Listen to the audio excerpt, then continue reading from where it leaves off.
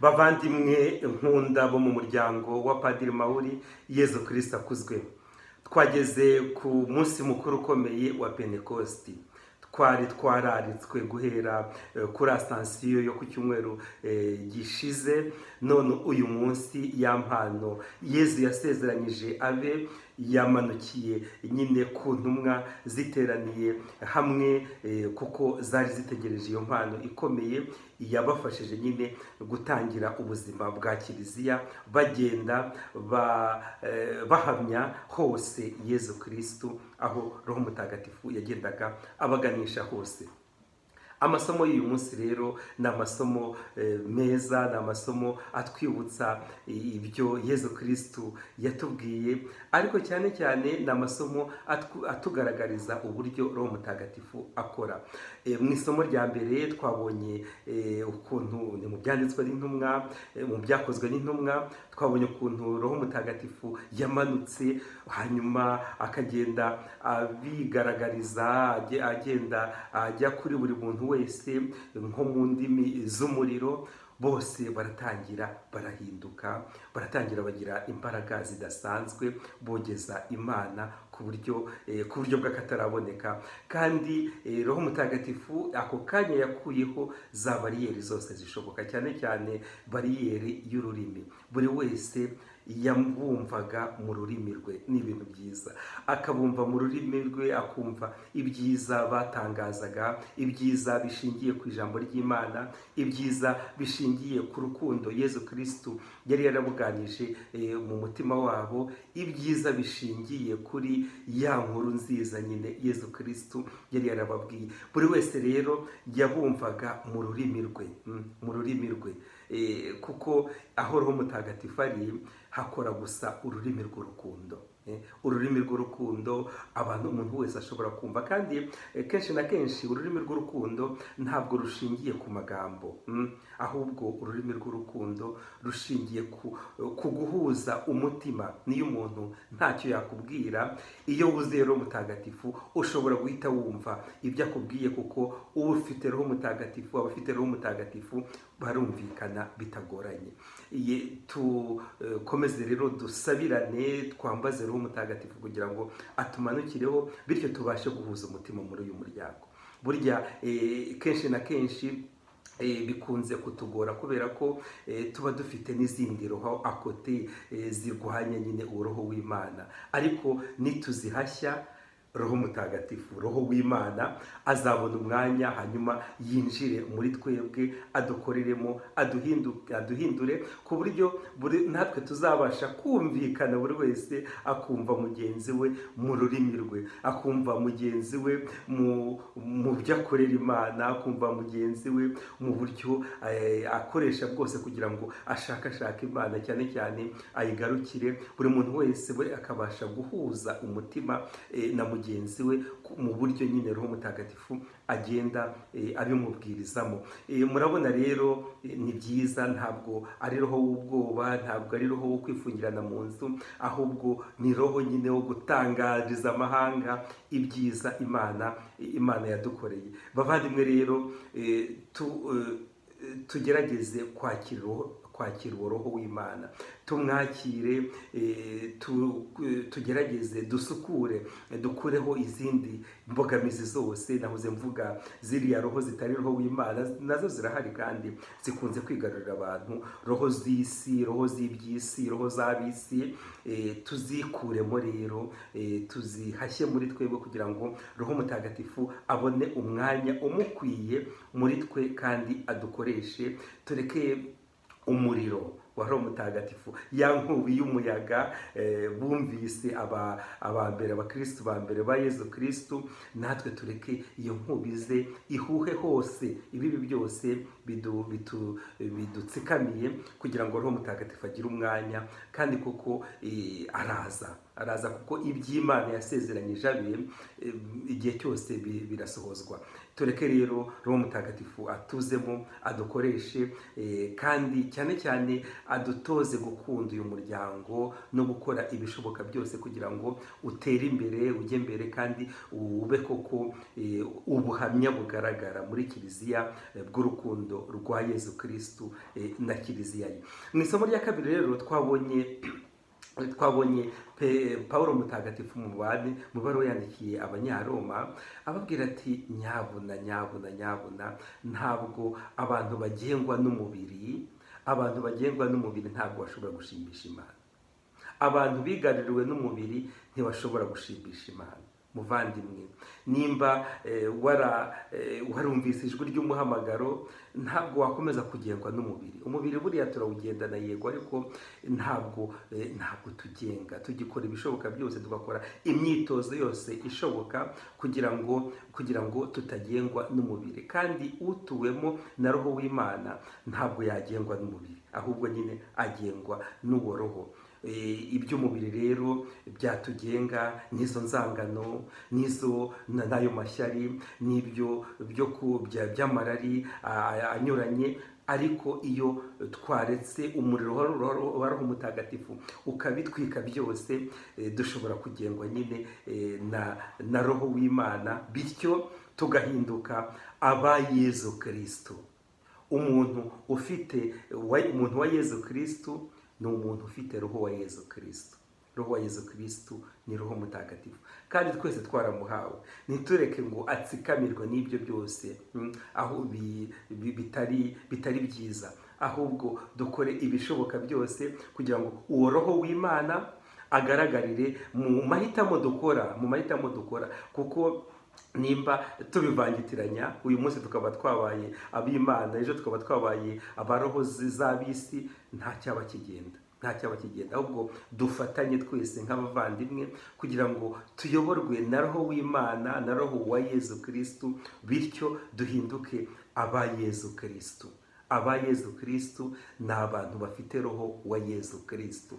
Roho wa Yezu Kristu ni ya mpano Imana yoherereje abe mu izina rye, kandi iyo mpano twarayihawe.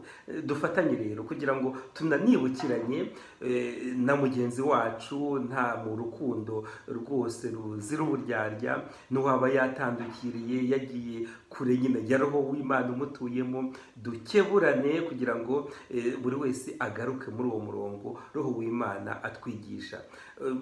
Ibyo by'abisi, roho y'abisi, iby'isi byose bihora birekereje bishaka kutuyobya, kudutesha umurongo nyine wa Roho w'Imana, ariko ntitubyemerere. Ahubwo dufatanye kugira ngo buri wese arwane urugamba, tuzatsinda nta kabuza ko dufashijwe na Roho w'Imana, kugira ngo igihe cyose tubashe gutsinda isi, amarari y'umubiri yatutsikamira, kuko umuntu ugengwa n'umubiri, Pawulo Mutagatifu yabitubwiye, ntabwo yashobora gushimisha Imana.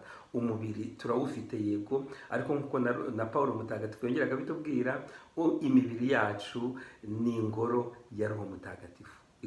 Ni ingoro ya Roho Mutagatifu. Dufatanye rero, buri wese afashe mugenzi we kugira ngo iyo ngoro ya Roho Mutagatifu ihore isukuye, kandi n'uwaba wateshutse akagwa, yibuke ko Yezu Kristu ari hariya amuhereza ikiganza, aramusingira kugira ngo amufashe kubyuka, guhaguruka, urugendo rukomeze. Kuko nk'uko kunze kubivuga, ubuzima bwa gikristo n'ubuzima bugamije guhinduka buri munsi, kandi ibi byo guhinduka buri munsi ntabwo ari igikorwa cy'abantu, ahubwo ni igikorwa dufashwamo igihe cyose na Roho Mutagatifu. Twemere rero Roho Mutagatifu adukoreshe, kandi nadukoresha byanze bikunze tuzabasha gushimisha Imana muri byose, gushimisha Imana, ariko cyane cyane igihe dufata cya cyemezo cyo kugarukira Imana.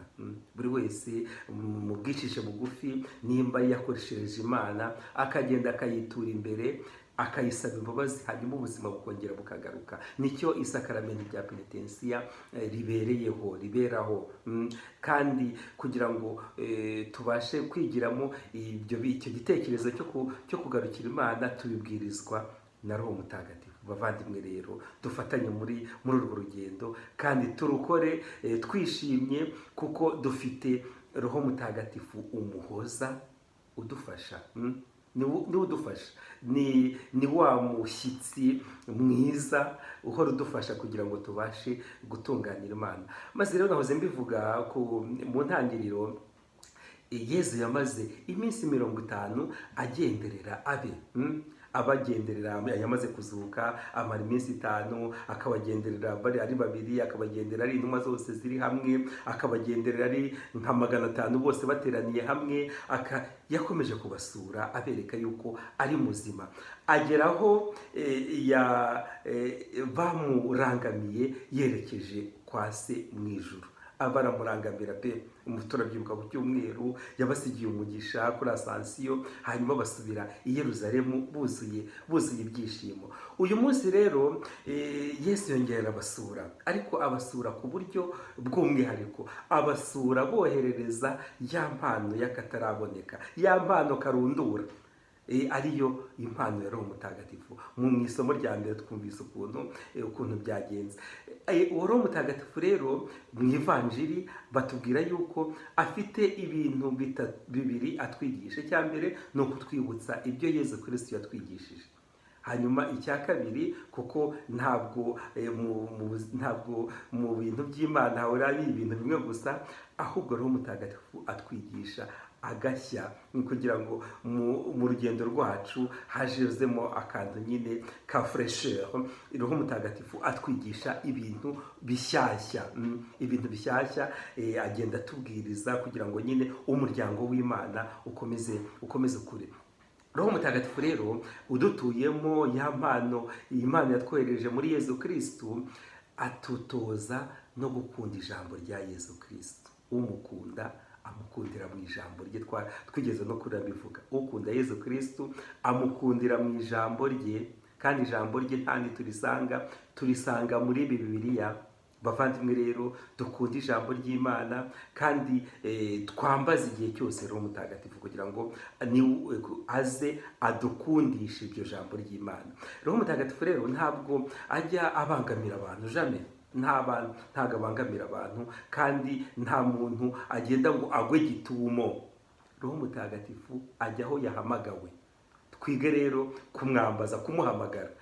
Tumuhamagare, tumubwire n'icyo yadufashamo, kuko niwe udufasha. Ni umuhoza, araduhoza muri byose akadufasha. Tumubwire, Roho Mutagatifu ngwino udufashe gukunda ijambo ry'Imana. Mbere yo gufungura Bibiliya tuzirikana ijambo ry'Imana, tubanze twambaze Roho Mutagatifu. Azamanuka iyo ahamagawe araza, kuko ni impano twemerewe kandi duhora duhabwa igihe cyose tuyisabye.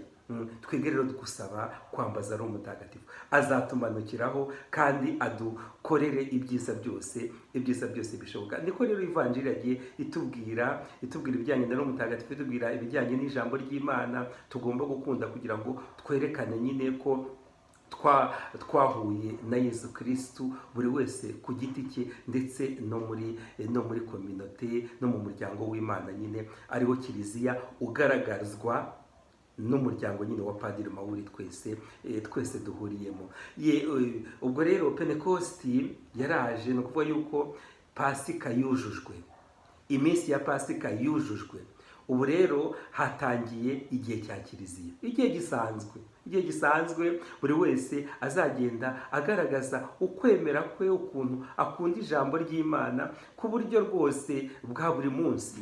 Nta gishya, nta kintu gikomeye, nta bitangaza, gusa tukabigaragaza mu buryo twese tugerageza kwerekana ubukristo bwacu, buri wese mu by'Imana yamushinze akora, mu kazi, mu bijyanye n'ubuyoboke bwacu, kandi tukabikora nyine tugaragaza nyine ubushake, duhamagara Roho Mutagatifu. Ikigero cya Kiliziya ni igihe cyacu, kuko iminsi mikuru ntihoraho. ni igihe cyacu, ni igihe buri mukristo wese yigaragaza kandi akagaragaza koko urukundo afitiye Yezu Kristu bihereye mu ijambo yatubwiye.